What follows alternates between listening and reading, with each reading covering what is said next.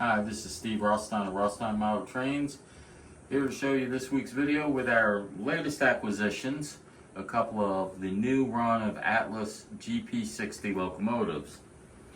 We pre-ordered these when they were first announced, and we went to the Dibble's Hobby, and originally I had asked them to get me 2 of the UP locomotives. They're making several. They've got 2 different road numbers of the UP, and we were going to go with that. When they got in, because he had ordered some stock, I decided, and they agreed, let me swap. Instead of the UP, we got one Rio Grande. For those of you who don't know, the UP is the biggest railroad in the country right now, just about, and with their latest acquisition, if it's approved, of the Norfolk Southern, they'll be the first railroad in U.S. history to have coast-to-coast rail lines. They'll own rail clear across the nation. The Rio Grande started in 1889, I think it was, as the Denver Rio Grande, and then the Denver Rio Grande and Western. Everyone called it Rio Grande for short, or DNRG or DNRGW, and you'll see all of those used for it. It was one of the largest, and at one point had the largest network of narrow gauge rail in the U.S., connecting Colorado, New Mexico, and Utah with narrow gauge. Probably the most famous train of theirs runs up the Durango Canyon, Silverton to Durango. Have been songs about it. It's still used not as part of the Rio Grande Railroad, but as an excursion train in that area if you ever want to go ride it. Narrow gauge, and it's a fascinating ride. I'm hoping to get out there one day soon to do it myself. So those are the 2 we got. The GP-60 was made from 84 to 95, and they made in that time about 380 units in various configurations. It was a pretty popular locomotive, and I've actually seen a couple of them still being used by UP in our area. And when I say UP is the largest, I want to point out that they probably own a third or half the rail in Texas. They definitely control the south central part where I live and own those rails. So we're going to try these out, see how they work. I didn't do an unboxing because Mike down at Dibble's unboxed them and tested them for us. We've had some trouble lately with a couple of railroads, a couple of locomotives, and we wanted to make sure that these wouldn't have the same problem. 2060. So the lights are on. Got slow speed down pat. Well, it had it. Don't know why it stopped. Hit a dead spot there. Let's see. Give it a little more throttle, but not much. Let's try bell.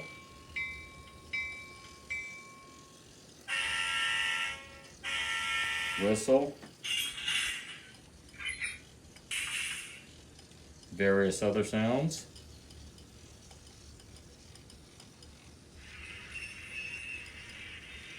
There we go. Engine sounds do work.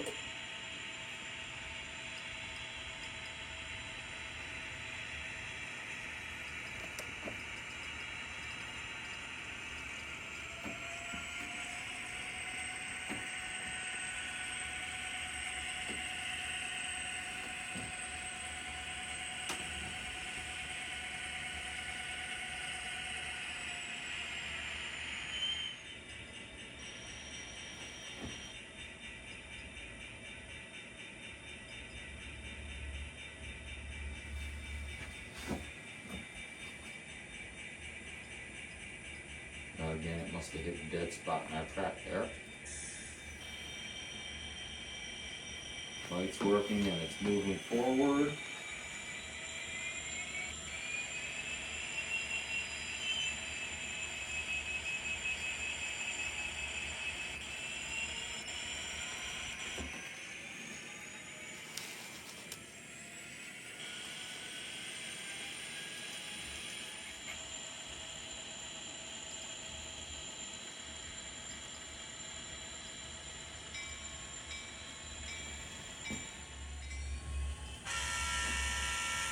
horn works.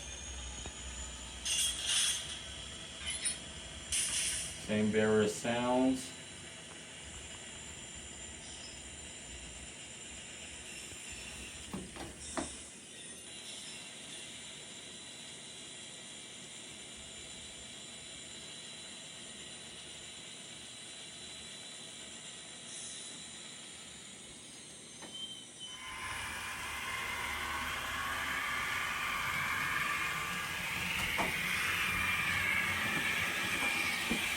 Okay, we cleaned up the track a little, solved one problem that we just had the track set up wrong.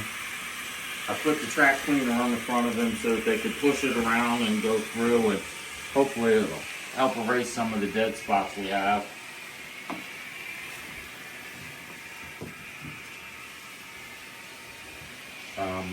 The problem on the other side was that it crashed because I forgot to fix one of the crossovers, and I've got 4 trains setting on the inner loop right now, so it rear-ended one of them.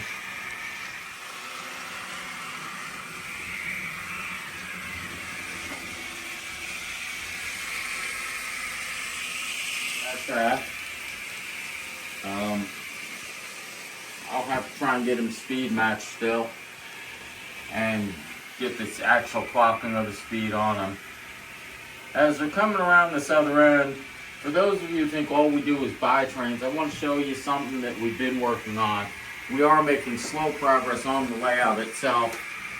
So this corner is Welcome to the White Hat Ranch. The mountains in the background have been created and painted, almost done. It doesn't like to stay on.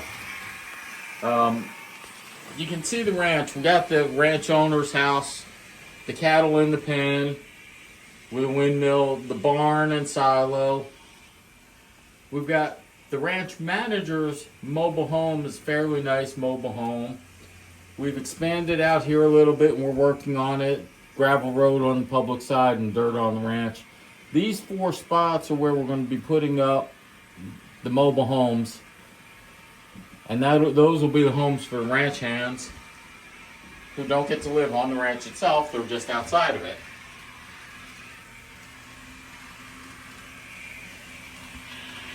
And I know it's hard to see, especially in N scale, but the cattle we have, and these little black dots, if we can get them zoomed in enough, are actually calves. And when you pick them up in person, you can see that they're calves. I doubt if the video is going to show that very well. But, so we are working on the layout also, getting some progress on it. And as you can see, since they pulled apart and they're slowly changing distance, I don't think our 2 locomotives are exactly speed matched. They were close enough to stay until it had an accident.